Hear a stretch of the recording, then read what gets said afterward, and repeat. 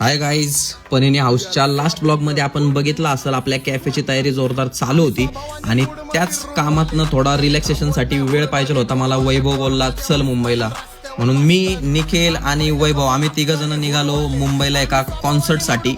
Simba अप्रोर जो की मुंबईमध्ये कॉन्सर्ट होता आणि पुण्यावरनं मुंबईला ह्या कॉन्सर्टसाठी येण्याचं कारण फक्त एकच व्यक्ती होता, तो मी तुम्हाला लास्टला दाखवतो.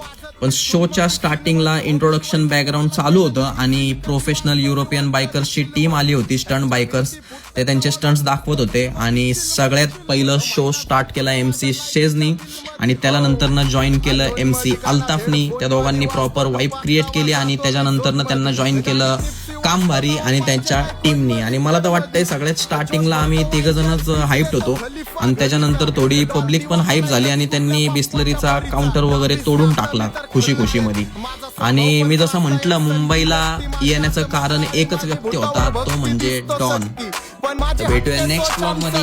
Bye, take care.